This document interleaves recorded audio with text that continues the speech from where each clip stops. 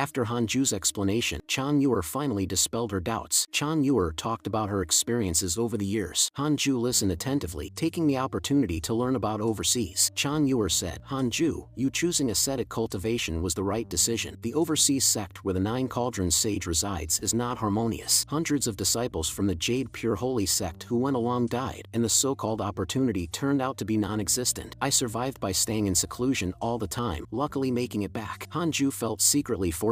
Fortunately, I didn't follow the Nine Cauldrons sage back then. Otherwise, I would have encountered endless troubles, and my cultivation level would definitely not be as high as it is now. Thus, the two of them talked for a long time, until sect leader Li came to visit, informing Hanju, there's a banquet at the Gluttonous Tower today to welcome the Nine Cauldrons sage. I wonder if Elder Han would honor us with his presence. Hanju didn't want to continue talking with Chan Yuer, so he planned to go with the sect leader. Hanju told Chan Yuer, the master has moved over, so you don't need to go to the Jade Seclusion Peak anymore. It would be better if you also moved here to cultivate, which would be convenient for looking after the master. Chan Yuer joyfully agreed. She hadn't expected Hanju to be willing to let her move in, immediately feeling her status in Hanju's heart was different. But Chan Yuer chose a cave dwelling located between Sichuan Ferry and Xinghongxian, nearly equidistant from both. Under the twilight, on a mountain path, Su Qi, carrying a sword, moved forward with a weathered and dusty appearance, heading towards Great Swallow. For some reason, the journey back seemed more dangerous than the way there. Recently, he encountered many demon cultivators, each more ferocious and evil than the last. Su Qi couldn't help but glance at an old man walking on a mountaintop nearby. This person was Dooku, a tribulation-crossing realm great cultivator he had met in the ruins of the monster-taming demon sect. Dooku followed him along the way, helping Su Qi kill many demon cultivators. The monster-taming demon sect was destroyed, and I always feel regretful. If I cannot understand the wishes, the knot in my heart may become a heart demon when I ascend in the future, Dooku said. Thus, he followed Su Qi, wanting to take Su Qi as his disciple, but Su Qi already had a master and could not simply accept another. Dooku, however, would not force a junior just because he was more powerful. Stop! Dooku suddenly shouted, startling Su Qi. Dooku flashed in front of Su Qi, his face dark as he said, Luo Chioma, you've been eyeing my disciple. What are your intentions? Su Qi looked over and saw a dark shadow emerge in front of him, its face indiscernible like a ghost. Your disciple? Isn't this the demon master's disciple? Luo Chioma said. Dooku was shocked. No wonder this kid wouldn't take me as his master. He has such a significant background. Su Qi was stunned upon hearing this. Huh? When did I become the disciple of the demon master? Luo Chioma coldly said. Dooku, if you want to ascend properly, just let go. I'm taking this child with me. Su Qi asked him why he was looking for him, wondering if it was the demon master's will. Luo Chioma smirked cunningly. It is and it isn't, but I can assure you of granting you a great opportunity. At this moment, Dooku frowned, unsure of what to do. Luo Chioma has been famous for many years, with a cultivation at least at the Mahayana realm. The concept of an opponent doesn't really apply to him. Senior, you should go. Thank you for your care during this time, Su Qi said seriously to Dooku. He could see that Dooku was afraid of Luo Chioma and didn't adopt a strong stance, so he didn't want to make things difficult for Dooku. After much hesitation, Dooku was reluctant to leave Su Qi. Su Qi thought for a moment and said, if you really want to resolve your obsession with the monster-taming demon sect, then go to Great Swallow and serve the Jade Pure sect for a while. I am originally from the Jade Pure sect and joined the monster-taming demon sect later. The Jade Pure sect is essentially my hometown. Saying this, he handed the Jade Pure sect token to Dooku. Dooku sighed. Having finally reached the verge of ascension, he naturally couldn't give up a great future for the sake of a junior. What kind of logic is that? What does resolving a heart knot have to do with serving someone else? What more do you want? Isn't the entire Jade Pure sect enough for you to take disciples? Jade Pure sect? Luo Chioma seemed to think of something. Wasn't the person who killed my master's demon pet from the Jade Pure sect? Is this a coincidence or is it fate? Su Qi looked at Luo Chioma and said, take me with you. For some reason, Luo Chioma, meeting Su Qi's gaze, felt an inexplicable unease. Why do I feel like I'm about to have bad luck? While Hanju was cultivating peacefully at the ascetic Immortal Mountain, others eager for adventures were still seeking opportunities outside. At this time, in a place overseas known as the Cape of Good Hope, Zhou Fan, Mafuchu, and Xianshishir stumbled upon an ancient relic in a cave by the sea. Zhou Fan heard that this was the ancestral land of the three major sects nearby. After exploring, the trio didn't find any opportunities, only an old ship stranded in the cave. The ship was entirely black, like a black pearl emitting a faint glow in the dark cave. The decrepit ancient ship exuded a sinister aura, with skull symbols covering its body, emitting a faint purple glow. The damp and rotting air in the cave made it uncomfortable for the trio, and the visible bones everywhere emitted an evil aura, even making Xianshishir, who was well experienced, feel uneasy. An ominous premonition kept zapping her skin like static electricity, and she continuously advised caution. At this time, Zhou Fan recognized the patterns on the ancient ship, reminiscent of the patterns Mafuchu displayed while channeling his energy.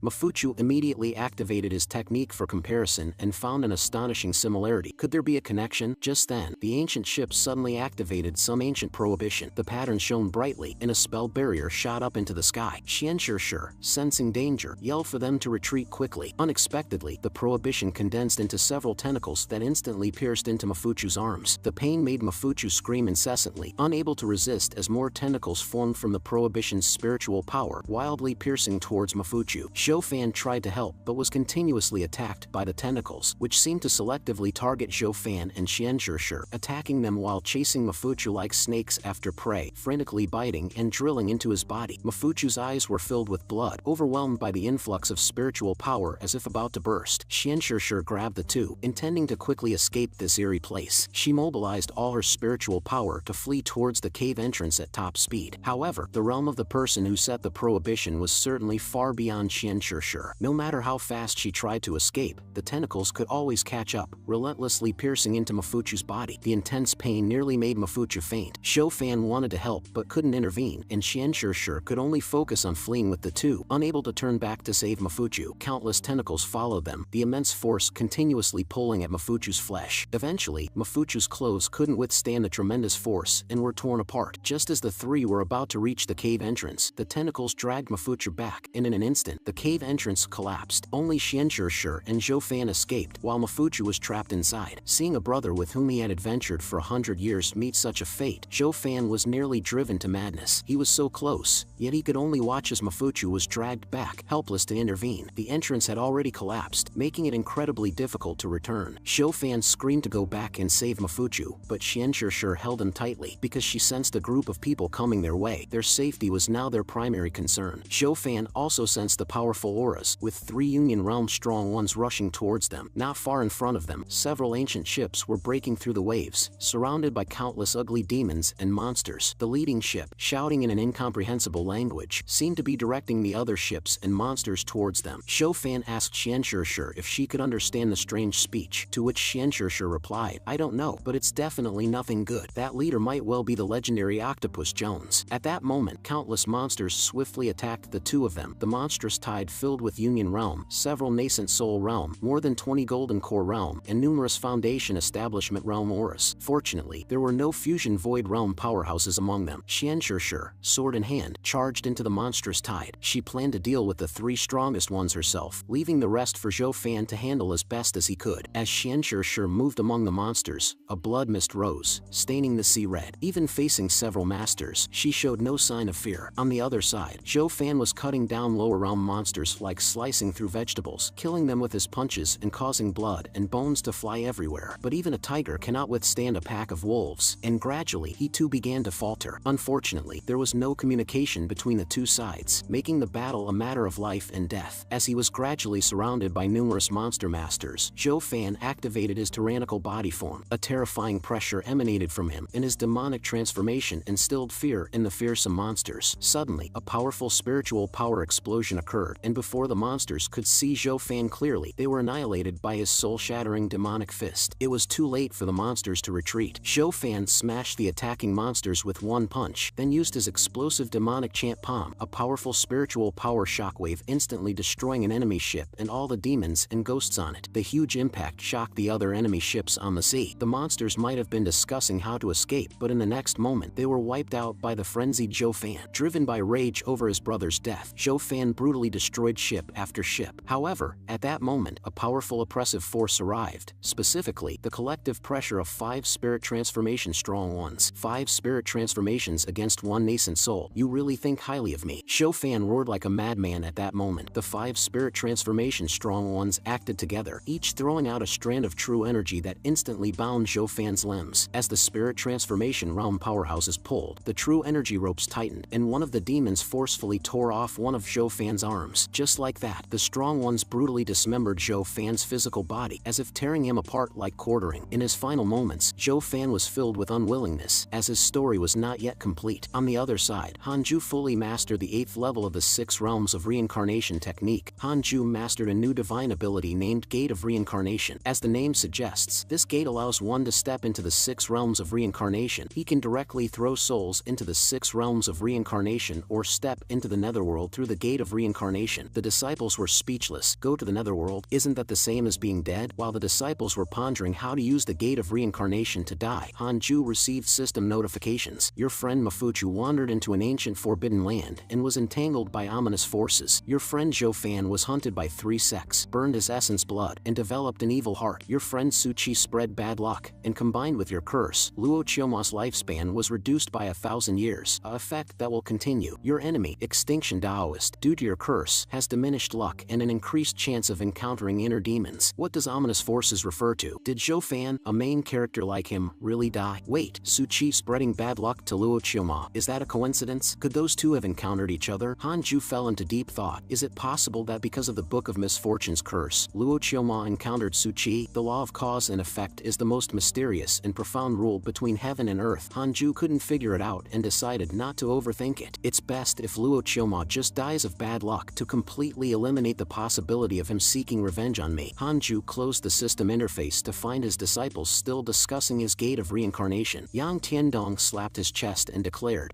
Yang Tiandong, used to not believe in the netherworld, but since Master has actually comprehended a divine ability to traverse the netherworld, Master, you are too cool. I want to be the first to go in. Morongchi secretly said to Sun Chang'an. Does he really want to die that badly? Hanju ignored Yang Tiandong and quickly retracted the Gate of Reincarnation. Chick curiously asked Hanju, Master, you didn't call us over just to show off a Doraemon-style magic door, did you? Hanju nodded and instructed them to find a place to sit. Today, I will teach you about the Tao. If you have any doubts about your cultivation, feel free to ask. Preaching the Tao? Everyone was stunned upon hearing the idea of preaching the Tao. In their memory, Hanju had never done such a thing. Could the master have taken the wrong medicine? Perhaps the sun and great swallow rose from the west. No, it must be that the tribulation crossing has scrambled the master's brains. Seeing the puzzled expressions on everyone's faces, Hanju explained, after reaching the tribulation crossing realm, my cultivation growth rate has slowed, so I can spare some time to teach my disciples. Hearing this, everyone was overjoyed and thanked Hanju profusely. A proper class setup was necessary, so with a flick of his sword, Hanju prepared a cushion for each person. Chick, conditioned to get sleepy, started to doze off. That fat chicken, keep your eyes open and listen carefully. What I'm about to say will be useful to you in the future. The lecture began, and Hanju shared his way of the sword with the disciples. Although pure sword cultivators were rare, most cultivators practiced swordsmanship, as the sword is considered the king of weapons, fitting the temperament of cultivators. What is a sword? What is the way of the sword? The tangible is called a tool, and the intangible is called the Tao. The tangible is the sword, and the intangible is the Tao. Hanju's teaching filled the entire Jade Pure Holy sect, resonating with all the swords in the sect. Nine Cauldrons Sage also noticed this unusual phenomenon and immediately realized that a great being was preaching the Tao. Not wanting to miss this opportunity, he quickly ordered, spread the word immediately, instruct all disciples to begin cultivating on the spot. Instantly, everyone in the sect, from the sect leader and elders down to the smallest creatures, regardless of whether they were in the middle of using the restroom or were halfway through dual cultivation, entered a state of cultivation. After 7 days, countless lights soared into the sky, and more than half of the cultivators in the Jade Pure Holy sect had made breakthroughs. At this time, within ascetic Immortal Mountain, Hanju was passing on the ultimate techniques of the way of the sword to his disciples. Thrusting, swift as he's shooting down the 9 suns, emphasizes quick and precise strikes. Ripping, lifting, slashing, and wiping, agile as a group of emperors' majestic dragons flying, focuses on unpredictable changes during a fight. Intercepting, fierce as thunder quelling its fury, emphasizes seizing the moment for a quick and decisive kill to end the battle. Finally, withdrawing the sword, tranquil as the river and sea turning to clear light, one must be resolute in action and calm in retraction. After the lecture, Hanju retracted the Tao charm, and all disciples gained insights. Yang Tiandong clenched his fists, resolved, I will never again harbor thoughts of leaving. I must diligently follow Master and cultivate. Listening to Master's preaching is better than adventuring outside for 100 years. Hanju gave a few instructions and let the disciples continue their cultivation. In peaceful times, thanks to the spiritual energy of ascetic Immortal Mountain, everyone could focus on cultivation without the strife and deception of the outside world. This was the cultivation life Hanju longed for. Suddenly, Hanju received a system notification that distressed him greatly. A terrifying pressure erupted from him, swiftly sweeping through the entire Jade Pure Holy sect and making it difficult for anyone to breathe. Even Nine Cauldrons sage was shocked. However, after a moment, the terrifying pressure disappeared as quickly as it had appeared, leaving everyone puzzled. The always amiable and uncontentious god-slaying elder. Why would he release such terrifying pressure? Nine Cauldrons sage wiped off his cold sweat, thankful that the pressure dissipated quickly. That pressure contained destructive fluctuations. Ordinary matters could not possibly agitate god-slaying elder. It must be that someone he cared about was in trouble. At that time, on a massive altar in a mountainous area, chaotic heavenly dog was bound by spike-filled vines, its silver-white fur stained with swathes of red. Demon cultivators encircled the altar in layers, and a priest-like demon cultivator, waving a magical tool, chanted, "The auspicious time is upon us. With the blood of a deity, we summon the heart of a demon. Are you all prepared to welcome the arrival of the demon emperor? All hail the arrival of the demon emperor." All the demon cultivators shouted in unison, each face filled with fanaticism. What to do? Am I going to die here? Chaotic heavenly dog was so weak it started trembling, praying for someone to save it. Regret flooded its heart. If it were given another chance, it would never leave ascetic immortal mountain. It would definitely listen to the chicken. Unfortunately, there were no second chances, and it only understood this as the demon cultivator's sword fell upon it. As the ceremony progressed, the demon cultivators chanted spells together, hoping for the resurrection of the demon emperor. Soon, a strange green flame ignited on the body of chaotic heavenly dog, and a tall, black figure slowly emerged. Tears filled the eyes of the demon cultivators. It's him,